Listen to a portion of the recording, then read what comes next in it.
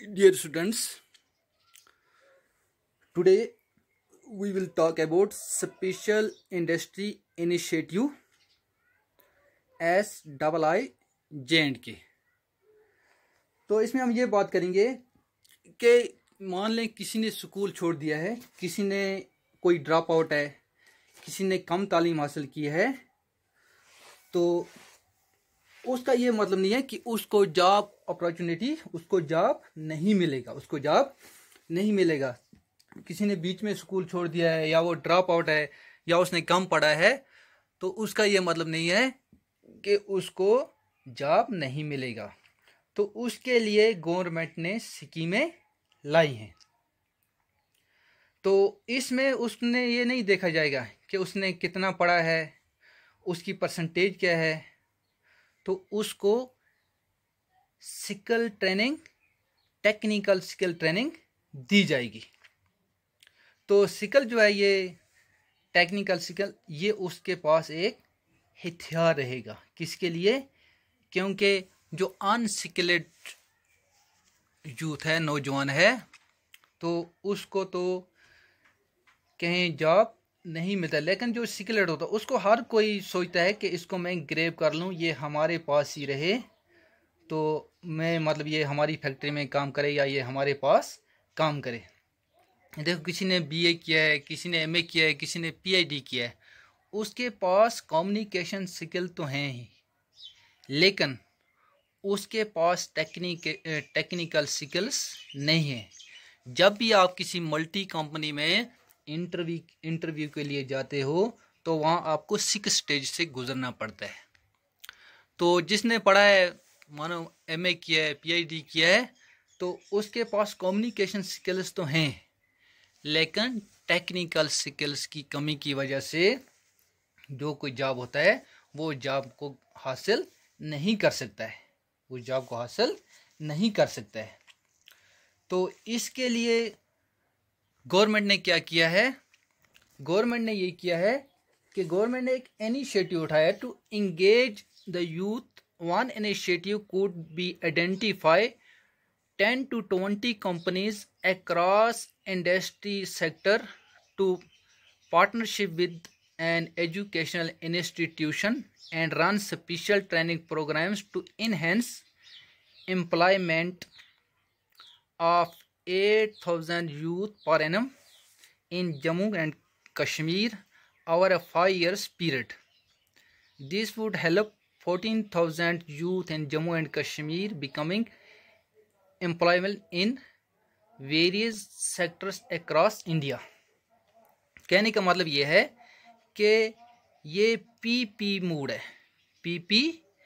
है, जिसको 50:50 cost sharing कहते हैं। 50:50 कॉस्ट शेयरिंग का मतलब ये है कि जो भी कोई इंडस्ट्री डालेगी, जो प्राइवेट कंपनी है, तो इसमें 50% जो होगा वो प्राइवेट कंपनी की तरफ से होगा, और 50% जो है वो गवर्नमेंट की तरफ से होगा। 50% जो है वो गवर्नमेंट की तरफ से। और हर साल 8,000 नौजवानों को ट्रेन किया जाएगा। इसमें 10 या 20 कंपनियां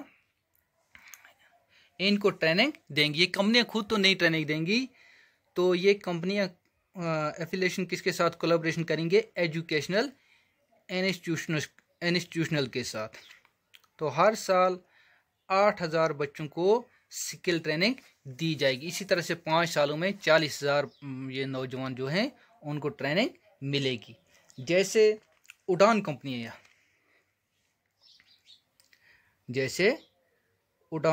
है, तो उड़ान कंपनी जो है वो ग्रेजुएट लड़कों को कंपनी में ले जाती थी, तो वहाँ उनको ट्रेनिंग दी जाती थी, और उसी कंपनी में उनको फिर प्लेसमेंट किया जाता है। तो मतलब कहने का ये है कि वो जो ये ट्रेनिंग दी जाएगी, इसमें कम्युनिकेशन, बहुत सारे स्किल, चाहे वो कम्युनिकेशन स्किल्स हैं, चाहे वो टेक्निकल स्किल्स हैं, तो वो उनको सिखाए जाएंगे।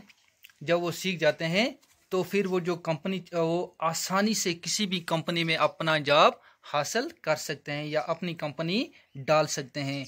तो इसमें जो प्रॉफिट का शेयर रहता है वो भी 50:50 रहेगा। 50:50 रहेगा।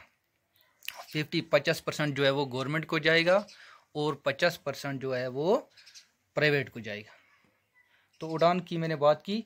तो इसके बाद दूसरी बात करेंगे हम special scholarship scheme of J&K। तो बहुत सारे बच्चे ऐसे होते हैं जो पढ़ने में बहुत ज़हीन होते हैं, लेकिन उनकी फाइनेंशियल कंडीशन जो होती है वो ख़राब होती है, उनकी माली हालत अच्छी नहीं होती है। तो वो बच्चे जो हैं वो आगे नहीं बढ़ सकते हैं, आगे उनको अपनी तालीम अधूरी छोड़नी पड़ती है माली मुश्किलात की वजह से। तो अगर वो बच्चे पढ़ें तो मुल्क का नाम रोशन कर सकते हैं और मुल्क की इकानमी को भी बढ़ा सकते हैं। इसलिए जो एक्सपोर्ट ने मशवरा दिया कि हर साल 5000 स्कॉलरशिप अगले 5 सालों तक दिए जाएंगे। हर साल 5000 स्कॉलरशिप जो हैं वो अगले 5 सालों तक दिए जाएंगे। तो ये जो स्कॉलरशिप है 90% जो है वो जनरल डिग्री के लिए मिलेगा। जनरल डिग्री क्या है? जैसे कोई MA कर रहा है, MSc कर रहा है, BSc कर रहा है, तो उसको हम जनरल डिग्री कहेंगे। तो इंजीनियरिंग के लिए 5%, मेडिकल के लिए 5%। तो इस तरह इन 5 सालों में 25,000 नौजवानों को स्कॉलरशिप मिलेगा। तो जम्मू कश्मीर के नौजवान जो हैं इनमें बहुत ही टैलेंट है, लेकिन जब भी हम कहीं जाते हैं तो यहाँ टेक्निकल जो स्किल है उनकी कमी है। इसीलिए जब भी किसी कंपनी में जॉब हासिल करने के लिए जाते, कम्युनिकेशन स्किल तो अच्छे हैं लेकिन टेक्निकल स्किल ना होने की वजह से वो जॉब जो होता है वो छूट जाता है।